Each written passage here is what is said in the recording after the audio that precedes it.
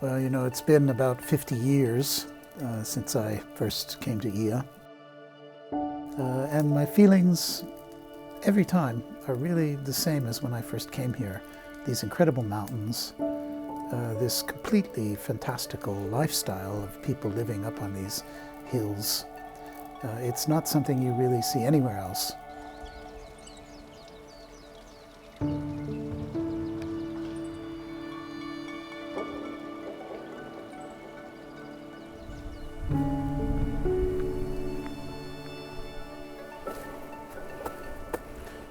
This huge old suki tree stands in the grounds of Gosho Shrine in West IYA. And we think of suki as these things that grow pencil thin, you know, perfectly straight. But the tree like this, which is easily 700 years old, are really kind of monstrous Jurassic-looking trees with huge branches going off. This is the ancient look of a really old suki.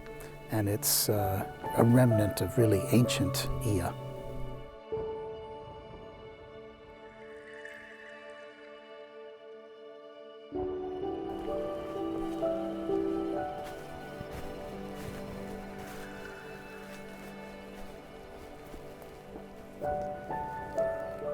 These are the old, what they call flat graves, or lying down graves of old IYA. And they're really distinctive. I've never seen anything like this anywhere.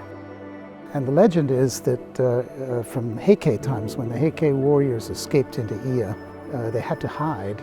And if they had a standing grave, it would be known that the graves were there. So this is how they kept hidden. At least that's the story. But in any case, with these pebbles and stones spread on top of them and the moss growing over, it's really kind of meditative space.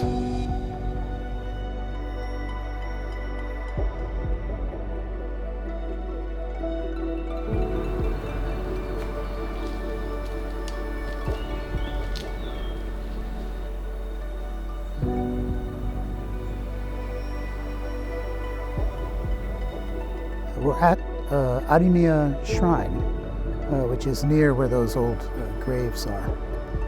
And you know, you hear a lot about how Shinto is one with nature and so on, but you don't always feel that in these carefully pruned places we usually see in big cities and so on. But here in IYA, you really feel quite close to that. The steps, these mossy steps that are rising practically vertically up the hillside. And when you get up here, the roots of the tree become the steps of the shrine. And you really are one with nature here.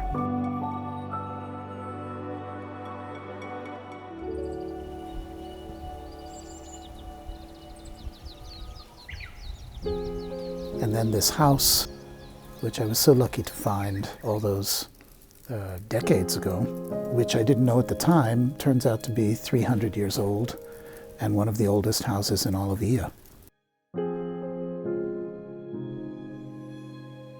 Japan is the land of tatami. Well, they didn't have tatami. They had wooden floors. And of course, the wooden floors are the original flooring. So you're seeing something that's the original Japan before the very polite and well-decorated Kyoto-style Japan took over. A kind of a time capsule. When I come to IYA, I always feel I've slipped into something very old that predates a lot of the things that we think of as Japan.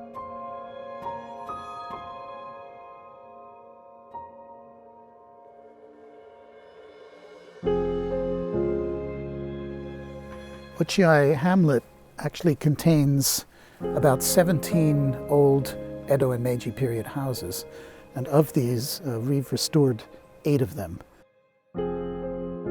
Inside the houses, you're really living in a 100 or 200-year-old thatched house. You look up, you see the beams, but we've modernized them. So they're incredibly comfortable, and it really has everything that I love about IYA.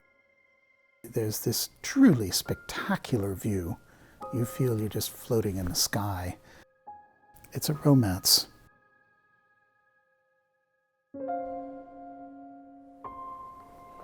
Ah, yeah. I can see myself reflected in the glass.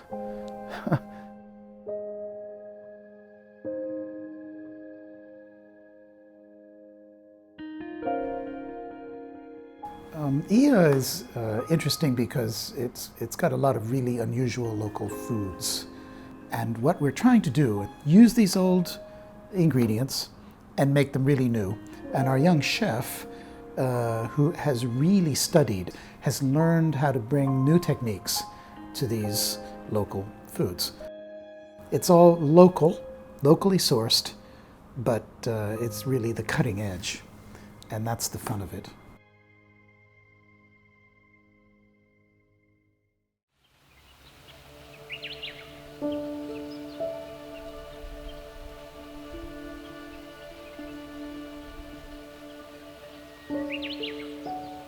My secret IYA, that really takes you back into time, takes you back into a world where man and nature are all the same.